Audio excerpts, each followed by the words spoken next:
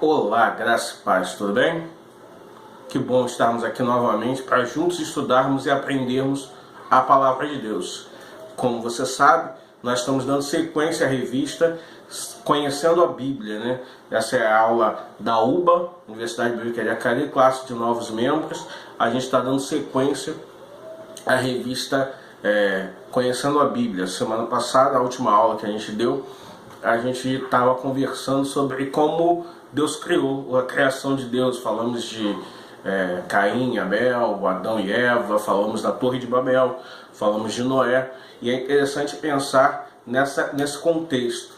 E hoje a gente vai estar falando da lição número 2, que nos chama a atenção a respeito do como Deus escolheu o seu povo, é o tema dessa lição.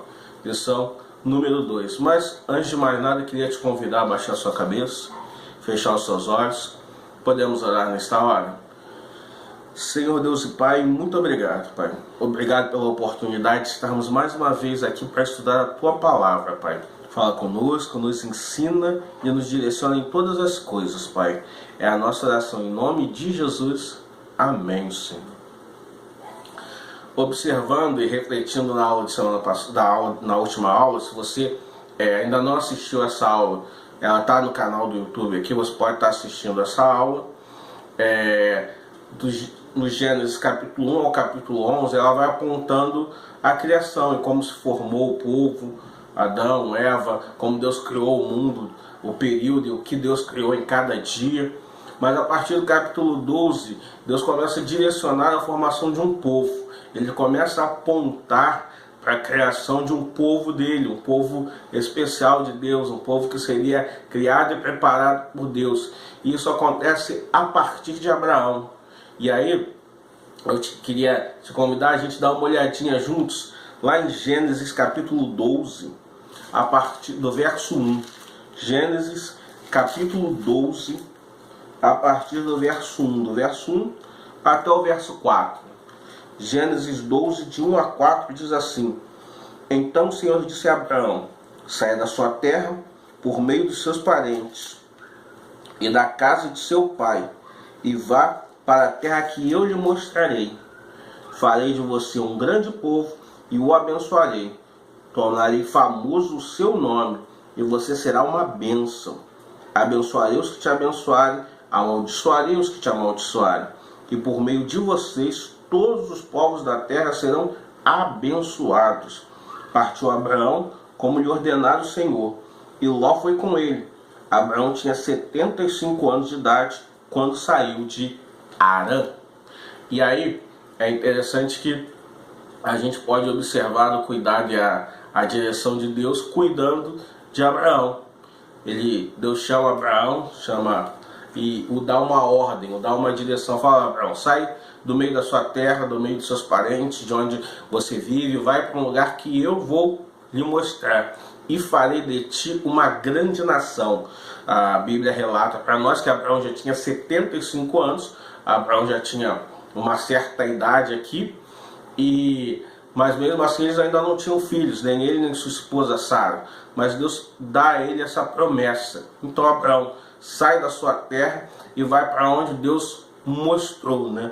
A gente tem um mapinha que mostra Abraão era de Ur, Harã, é o que o verso 4 nos direciona, e vai para a terra que Deus prometeu a ele. Deus prometeu ao seu povo fazer deles uma grande nação, né? Então, a partir de Abraão, de Sara, Deus começa a preparar o seu povo, começa a preparar e criar o seu povo e dar essa direção ao povo dele, ok? E aí, o filho da promessa, o filho prometido, aquele que iria dar sequência ao povo de Deus, nasce Isaac. E aí, te chamar para ir comigo lá em Gênesis capítulo 21. Gênesis capítulo 21, diz assim os primeiros versos: O Senhor foi bondoso com Sara, como lhe disseram, e fez por ela como prometeram. Sara engravidou e deu um filho a Abraão, em sua velhice, na época fixada por Deus em sua promessa. Abraão deu o nome de Isaque ao filho que Sara lidera. E aí, Deus é fiel em sua palavra, ele sempre cumpre o que promete, ele sempre cumpre as promessas dele para nós, e não foi diferente com Abraão e Sara. Na caminhada e na direção dos planos de Deus para Abraão e Sara, falou: eu vou fazer de vocês uma grande nação. E isso começa com Isaac, capítulo 21 que nós lemos, né? O filho da promessa, o filho que Deus havia prometido, né?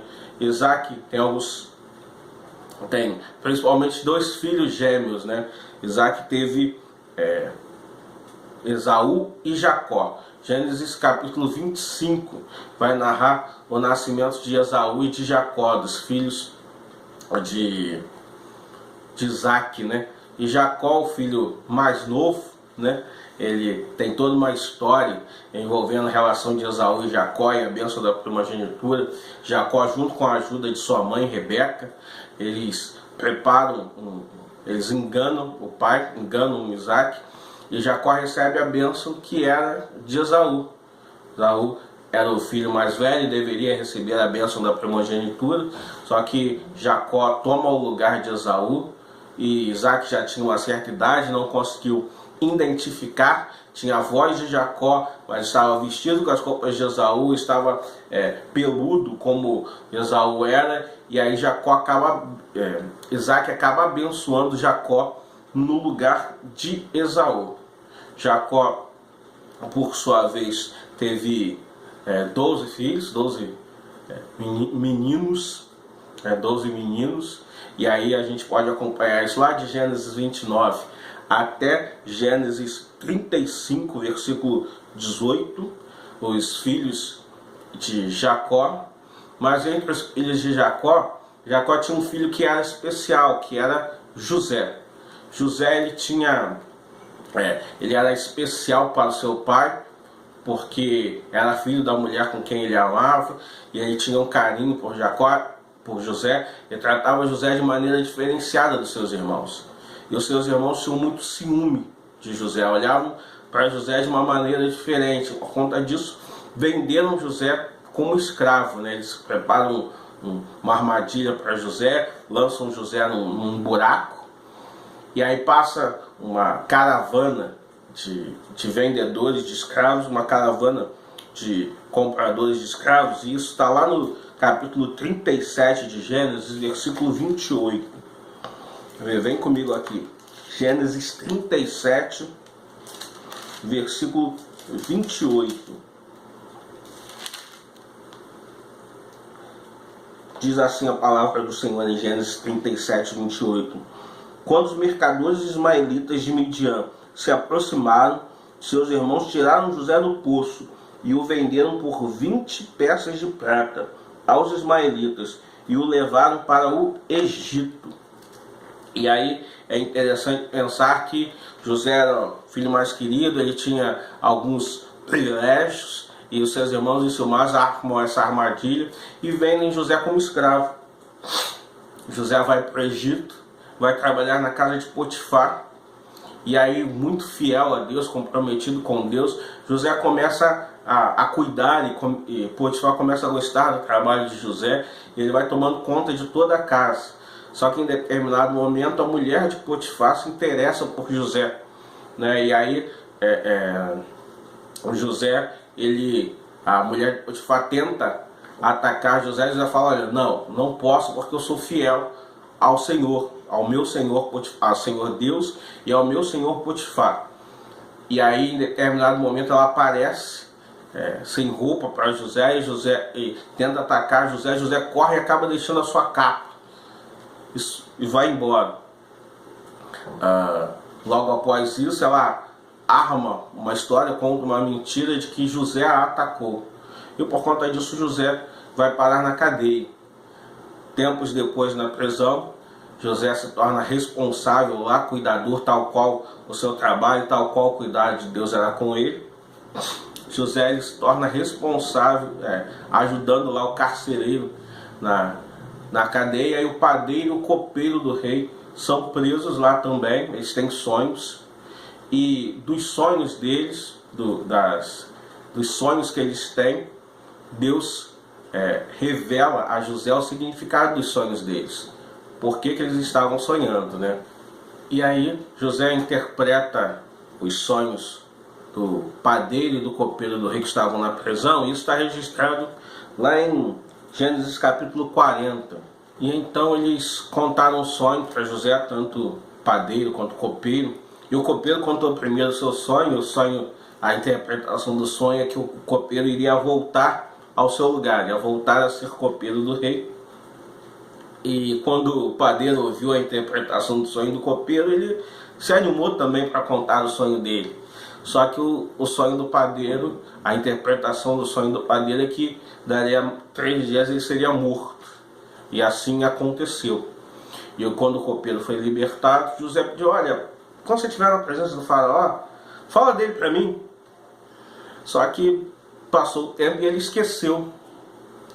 Só que passado muito tempo, o faraó tem um sonho. E no sonho do faraó, saíam no rio 7 vacas gordas, fartas, bonitas.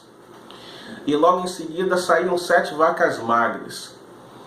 E em determinado momento as 7 vacas magras comiam as 7 vacas gordas.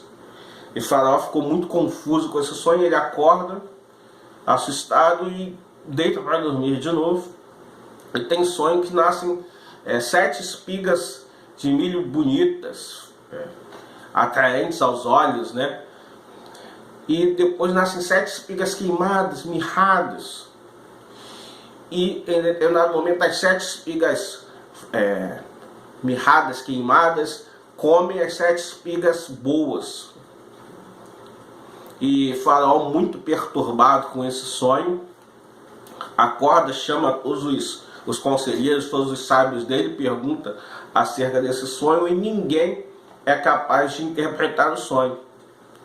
Até que em dado momento, o copeiro lembra de José: olha, havia um homem lá na prisão que ele interpretava sonhos.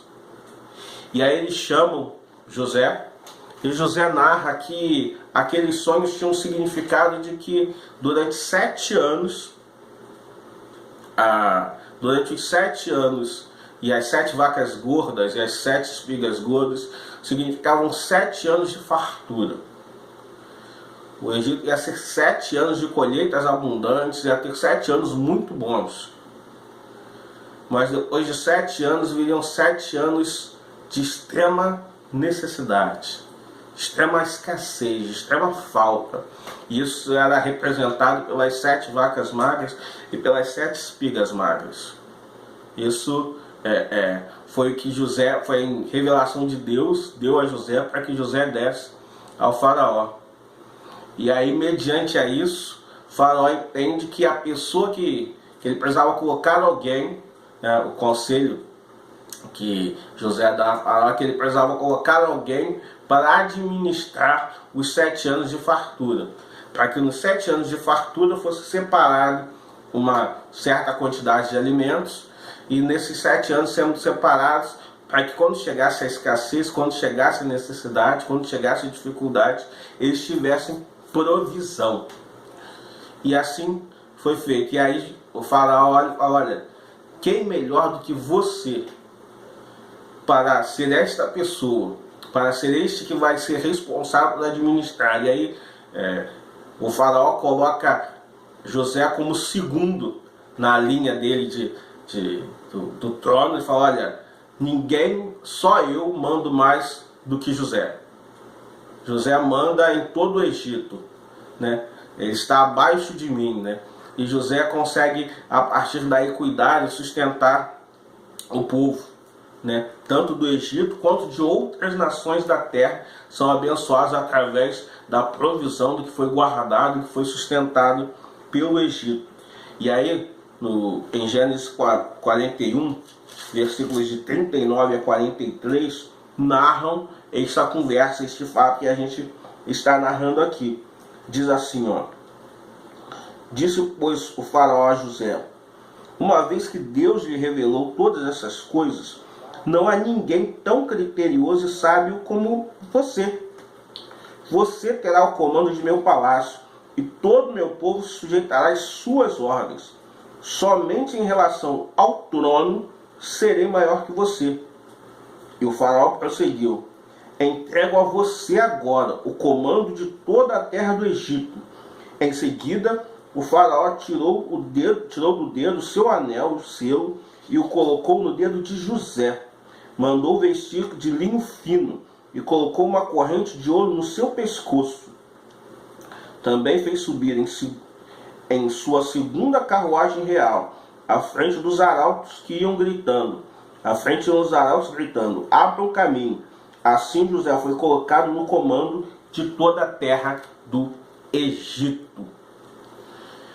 Deus honrou José, mesmo em meio a ser vendido como escravo, e a esposa de Potifar mentir para ele, e ele ir parar na prisão. Deus honrou a vida de José, porque José foi obediente a Deus, confiou no cuidado de Deus, né?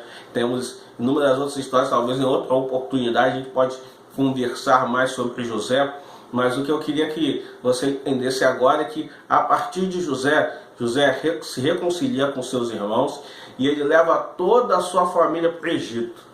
E a partir daí, da família de José, de seu pai, Jacó, dos seus irmãos no Egito, o povo de Deus começa a se multiplicar no Egito. E em determinado momento da história eles são feitos escravos, né? O faraó, olha, outro faraó que não conhecia José, passado muito tempo, ele decide tornar aquele povo escravo. E aí começa a escravizar o povo de Deus. E aí Deus precisa levantar Moisés para libertar o povo. Mas isso aí já é a conversa da outra semana, né? Já é a conversa da próxima aula, né?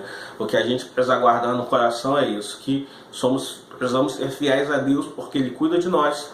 Ele supre as nossas necessidades. Mesmo nos momentos mais difíceis, nós podemos continuar confiando nele, porque Ele cuida de nós o tempo todo, tá? Assim Deus criou e formou o seu povo, e a partir desta criação, do bom cuidado, da boa mão de Deus, Ele começou a formar o povo de Deus, o povo escolhido de Deus, e a gente ainda vai conversar bastante aqui sobre eles, tá? Fica na paz, Deus te abençoe muitíssimo, tá? Pode orar comigo mais uma vez? Senhor Deus e Pai, muito obrigado, Pai. Obrigado por esses instantes que passamos juntos. Obrigado pelo que aprendemos da Tua Palavra, Pai. Continua a ministrar os nossos corações, entendendo que o Senhor cuida de nós o tempo todo. Mesmo com as nossas necessidades, Pai. Colocamos todos os problemas, todas as dificuldades, colocamos nosso país nas Tuas mãos e pedimos as Tuas bênçãos sobre nós, Pai. É a nossa oração em nome de Jesus. Amém, Senhor. Que Deus te abençoe muito.